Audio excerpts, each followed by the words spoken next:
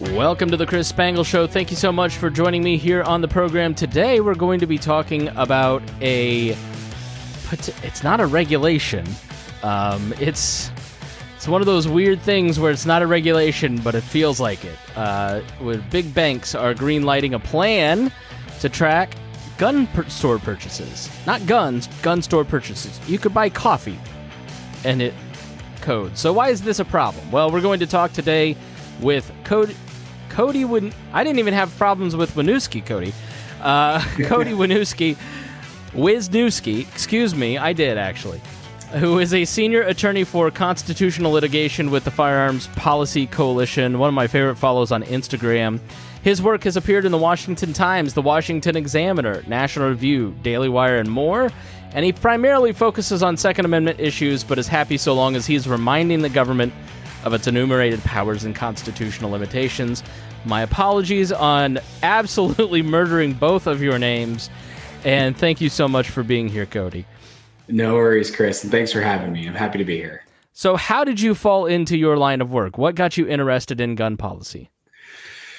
Well, there's a really long story behind it, but the short version is that I originally grew up in California. I apologize in advance to all of your listeners. And I went to law school in California. And watching, my family wasn't really into guns when I was young. It wasn't common. We didn't have firearms around the house when I was a kid. My dad really got into it when I was older. And watching what my dad had to go through in California in order to be a gun owner, while sitting in law school classes, especially sitting in like a constitutional law class and just seeing our system of government and trying to fully understand how lawyers looked at things like the right to keep and bear arms. And I saw this juxtaposition. And I really found that gun rights and guns were kind of the microcosm of the macrocosm.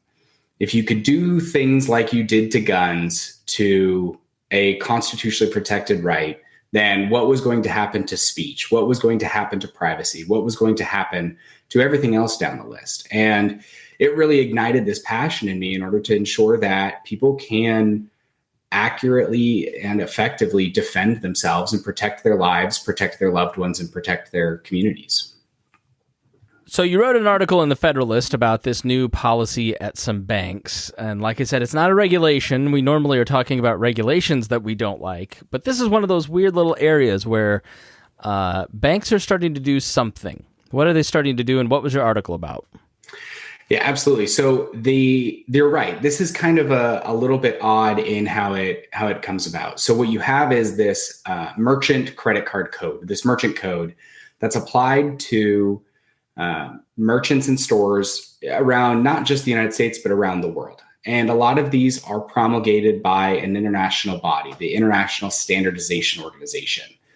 And it's this idea that these international banks, Visa, MasterCard, which are obviously accepted around the world, along with banks that have processing around the world, buy into this kind of semi-voluntary standardization ability so that they can kind of speak with one another. Sounds fairly benign. Sounds like the sort of thing where you have a market actually resolving problems as opposed to government stepping in. Where the concern came here is that some bank lobbied the International Standardization Organization to create a code that will only apply to purchases made at gun stores in the United States.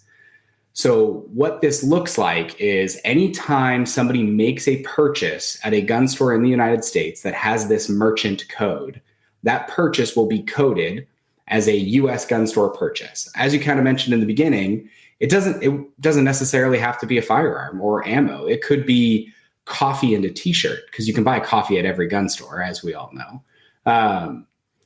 It applies to the purchase. And what's concerning here isn't necessarily the existence of the code.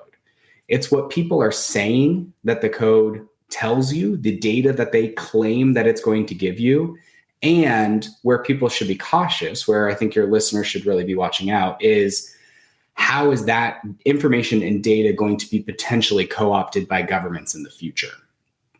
So give us a little bit more about the code. I mean, is this data then sold to like auction brokers? Is it used by governments? Do you know much about it? So it's brand new. So, but as we all know, I mean the coding system at large, not just this particular one. Yeah. So, I mean, that information is all available for sale at times through auction brokers. Depending on what limits government has placed upon itself, sometimes that can be purchased and used by government. Sometimes it can't. And that's actually one big thing that, we should dig into. And one big thing that the piece covers is, a way for people to respond to this is to stop government from being able to use this data inappropriately. But yeah, so as of right now, the way that this works is banks apply codes to every purchase. Every purchase that you make using a debit card or a credit card has some sort of code applied to it based on this standardization. Prior to this gun store code being put into place, gun stores were just marked as general merchandise. So there was no specific coding one way or another. It was just a general store purchase. But now, anytime a debit or credit card with one of these, affiliated entities that's going to be employing the code, anytime they're used to make any purchase at a coded gun store, that purchase, that code on your credit card statement, essentially, will be linked as a gun store purchase. And then that data will be kept and can be used for any number of things in the future. Those that lobbied for the code claim that they're going to be able to use that code to target dangerous gun purchases and dangerous purchasing trends. But first of all, they've failed to identify what a dangerous purchasing trend would be. I mean, there's nothing that bears out how people who use guns to commit crime purchase in a specific way. There's no information. And by that, do they mean that if I make, 4 days in a row a purchase at a gun store, somehow I'm going to be flagged and, maybe sent to the local authorities to trigger Indiana's red flag law? Like, is that the concern, or is that their explicit intent? So that is the concern. I don't know that they've specifically said that they're going to, use that kind of specific scenario or use these scenarios to then ship this off. But in their view, this is the first step to targeting and responding to those dangerous purchasing trends.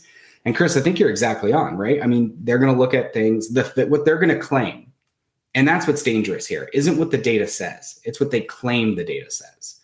They're going to claim that people who are buying multiple days in a row, people who are making big purchases, people who are, repeatedly making big purchases, that those are potentially dangerous individuals. And then that's going to deserve more scrutiny from the government, right? They're going to force, or they're going to try to use that to say, these people need investigated.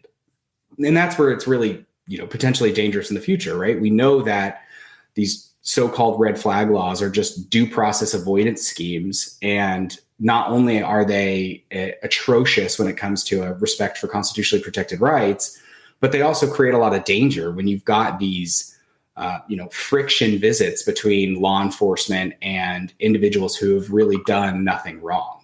So that's the problem, right? They're going to look at, or they're saying that this data is going to tell them or going to indicate dangerous purchasing trends. So, while they haven't explicitly said that means law enforcement visits, what else would be the point? Why else would you want to collect that data? Just to, based on the shows that we've done around ESG scores, that might give you a clue. They're wanting capital investment from BlackRock.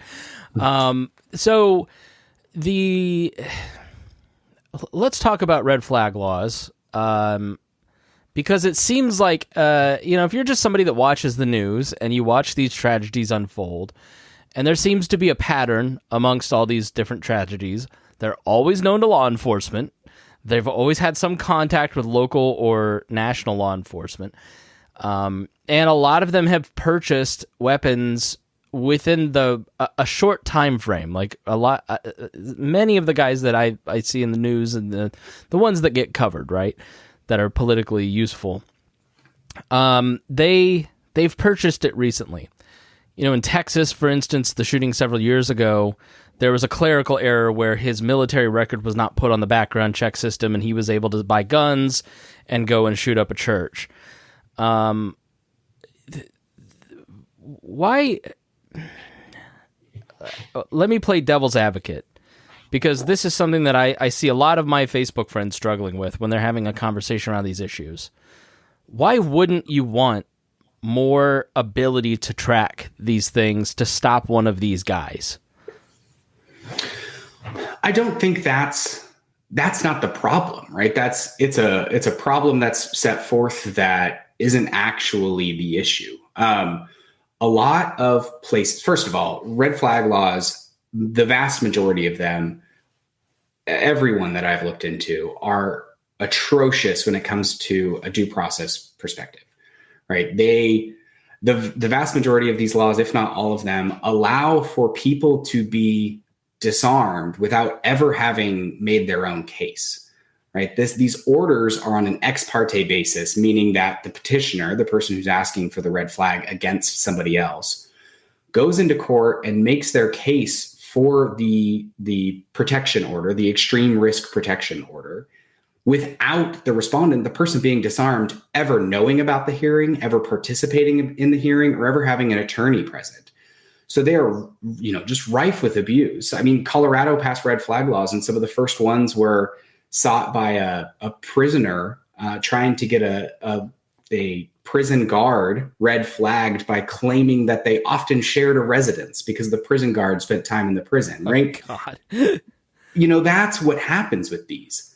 Also, the vast majority of places that are trying to enact red flag laws already have the ability to do mental health checks, mental health holds, and to potentially seize firearms if there's an actual mental health issue.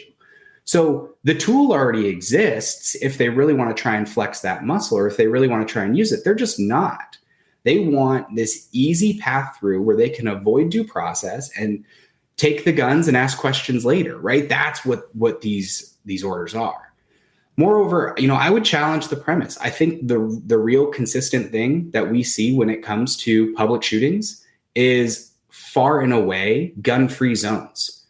These people intentionally target gun-free zones. I have had the misfortune of having to read, a lot of the documents and a lot of the writings that these people put out before they or after they engage in these horrific events. And uniformly, when they discuss it, they specifically are targeting gun-free zones. You see that gun-free zones are more likely to experience a public shooting than places where there is a large amount of individual firearm ownership and individual firearm carry. So there's two answers right there, right? Look towards the actual mental health laws that are in place already that have due process protections in place and use those. And two, stop leaving people defenseless. Empower people to protect themselves and to protect their loved ones and to protect their communities. We know that when you have shootings in the place like the mall in, I think that was in Indiana, where you have an armed civilian that's able to defend the community, they do so. That's bears out in the data. It bears out in the news. We can look at stories left, right, and center where people are able to protect from shootings when government gets out of the way. Yeah, I lived right by that mall this podcast was started in an apartment 30 seconds from there. Very familiar with the story. It was a miraculous shot, to be honest, from a very well-trained kid, and I give him props for not becoming famous and just moving on with his life. But Uvalde, kind of, as you were talking, my contrarian brain started to spark with Uvalde, because that was not necessarily a gun-free zone, and that you had several different campus police there, and then later you had a lot of armed people who just didn't do their jobs, and maybe that's just a freak accident, but he was another person who had gone and bought a gun fairly recently. Do you see any role, or is there any solution that respects the Second Amendment, that maybe you can articulate is a better way to ask it, that can help prevent somebody who is clearly mentally disturbed from being sold a gun? Is it really just on these gun owners, on the gun shop specifically, to just be better citizens, to be better stewards, or is that an unfair question in and of itself? I mean, there's a lot of information that's come out around Uvalde, and I think still trying to piece together, the public at large is still really trying to piece together what happened. One thing I would say is that Texas does have a prohibition on individuals carrying firearms on school grounds, whether it's followed by everyday people or not, that is a law in Texas. Parents are supposed to or not allowed to carry their firearms onto school grounds when they're picking up and dropping off their kids, for example. And schools uniformly, even those that have some like school resource officers, like I think my understanding was that they had one, but if there were multiple, I haven't seen the information come out on it. There are other ways to actually better defend those schools, right? There are ways to, have armed teacher programs that allow for teachers to be able to train and be armed and defend their students. There are ways to make them not this weird kind of pseudo hybrid gun-free zone. But, Uvalde is another good example where I talk. Texas has an existing mental health law, right? And that person was deranged. I mean, it's clear that there were prior visits from law enforcement that could have triggered the law enforcement to use these mental health laws. And that wasn't done. We shouldn't be looking to new systems that avoid due process and that are specifically designed to skip due process steps. I mean, that's all that red flag laws do, right? They're designed to skip that initial due process touch. Like, we shouldn't be looking to those when there are things in place that aren't being used that aren't working. We don't need more laws that don't work, because those will just get in the way and will just harm peaceable people. We need to look at why they didn't work in the first place and then go from there. Well, your Twitter handle, by the way, is hilarious. It's the Wizard of Laws with the Z. And I heard Charlie Cook recently talk about this, the National Review writer. I think he was on Jonah Goldberg's podcast on The Remnant talking about this, and that passing more laws isn't the answer. There are a lot of laws that are not being accessed, that are on the books, that do respect due process, that in a lot of these cases are not being followed, or tools aren't being used that already exist. It's just sort of, let's create a moral panic to take people's guns, which in and of itself is just ludicrous. You're not going to confiscate all the guns in America. It's just not going to happen without significant violence. What are some examples of laws that are on the books that are not being enforced that might make this better, that respect the Second Amendment and respect, people's constitutional rights? Yeah, I mean, it's tough to kind of go through. I mean, I think what people don't realize when you talk about firearms in America is they just don't realize how heavily regulated they already are, and how many touch points there already are in already in existence for peaceable people to own guns. There's this picture that's been created by media and by anti-gun advocates that guns are the Wild West, and it's it's easier to, what are the taglines, right? It's easier to drive a car than it is to buy a gun, or right, the popular one of, my gun can get an abortion, but I can't. I think I saw that one recently. Yeah, right. Gun, if only women weren't as regulated as guns are. I mean, it's insane when you think about it. If you buy a firearm from a retailer in the United States, you have to go through, you go through a background check that exists. You talked about this actually with that Texas shooting, right? Here's an example. Who failed to put the information into the federal background check system, right? NICS, the National Instant Criminal Background Check System. Somebody messed up. Somebody didn't put his record there, didn't upload it. What happened to that person? Was that resolved? Has that loop been closed? We have no idea, because now we're just talking about other irrelevant laws that can be passed. So we need to look at that. So you buy a gun from retail, you go through a background check. That firearm has been controlled and been monitored by the federal government from the day that it was manufactured until the day that it made it into your hands. There are strict manufacturer's requirements. There are strict tracking requirements. Every licensed individual that gun passes through has to record that it passes through them. That serial number on the firearm is recorded at that point of sale on a document with your name on it, for posterity's sake. Those are kept for, used to be at least 20 years after a business closed even, but now they're kept in perpetuity. So, and then beyond that, right? States have storage requirements. States have laws about what you can or can't buy. A lot of those are unconstitutional and are hugely problematic, but this isn't some Wild West that it's painted to be. Guns are heavily regulated in the United States. In fact, they're so heavily regulated that people who could be buying that should be able to be buying firearms to protect their lives, that should be able to have access, don't. And the problem isn't that, that we need to pass more laws to disarm more people. It's the exact opposite. We need to get rid of laws that are disarming people. We need to be empowering peaceable people, and we need to ensure that people have access to the tools that they have a constitutionally protected right to have access to. Is there any truth to one of these other common slogans is that, you look at the rise of gun violence since the Bush administration lifted bans on certain types of guns, and more guns just create more violence. Is that true, Cody? No. When you, and this is the problem that you start getting into when you get into a lot of these data points, right? Is it all depends on how you filter it out, right? Yeah, by the way, that was produced by Everytown. Yeah. Which is the Michael Bloomberg gun violence for abolition, basically.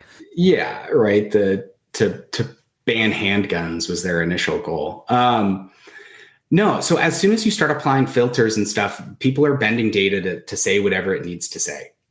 Or whatever they want it to say. So, I mean, when you look at the old so-called assault weapons ban, really what it was a ban on certain features, right? The sales didn't necessarily alter. People just stopped putting certain things on AR platformed rifles so that they didn't meet the ban and they can still be sold and still be purchased. I mean, I think there's some clear things. When you look at the actual gun, crimes that are committed with guns and deaths that are committed with guns versus the amount of firearms in the United States, you begin to understand what it really looks like, right? The vast majority of deaths by firearm are suicides. It's a problem that we don't talk about. It's a problem that the gun control movement seemingly doesn't want to talk about, because it would change the numbers in this country dramatically. But if we need to be talking about something to drop, deaths by gun, it's suicide. That's what we should be talking about. That is a huge contributor to the number of deaths in this country when it comes to firearms. So why do you think mass shootings, is it just a matter of, it's just morally outrageous when several people die in a club, like just happened in, California? Or, Uvalde is just a tragedy that I think every normal person had a strong gut reaction and a depression for 2 days after that, right? Have we just sort of desensitized the individual dying because we're so used to kind of being inundated with multiple people dying? I guess I don't understand my own question. I guess I should clarify it a little bit, but why do we talk so much about mass shootings and not enough about the one, suicide deaths, which is just a real tragedy? Yeah, and that club shooting was in Colorado Springs in Colorado. And by real tragedy, I don't mean to minimize the other. I'm just saying, they're both tragedies. Let me clarify that.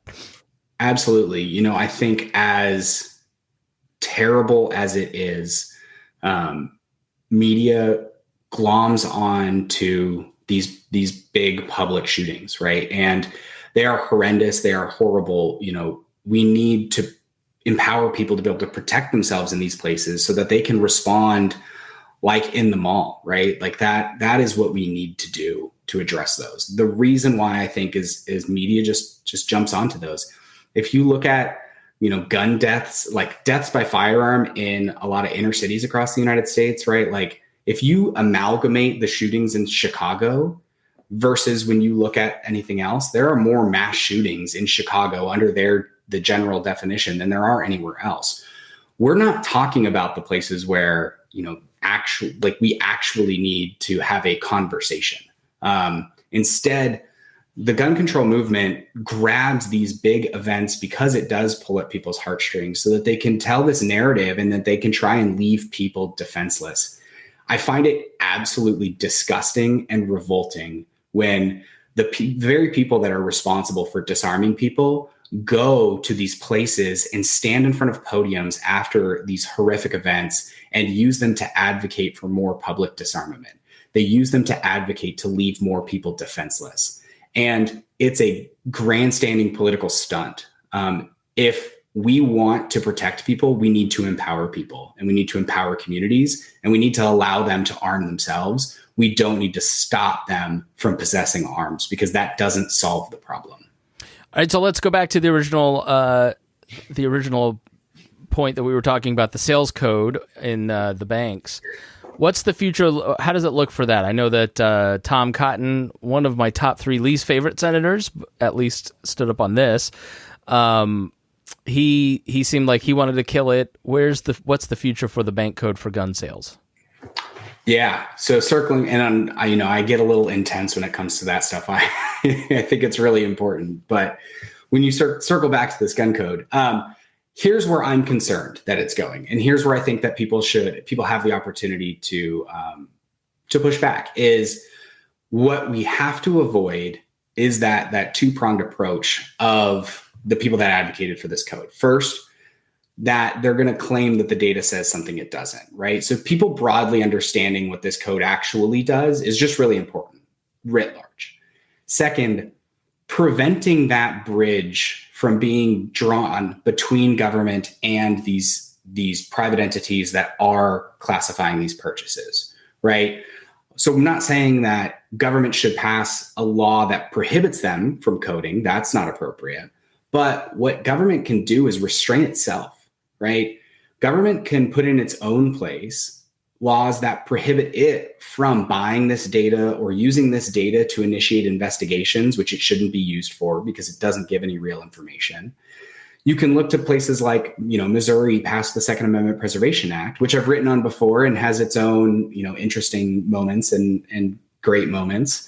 But there's nothing that stops a state from prohibiting its own law enforcement from buying this data, using this data in investigations, or using it as the basis to conduct any sort of, individual visits with peaceable people who bought items at a gun store. I mean, that's where we can really draw the line here.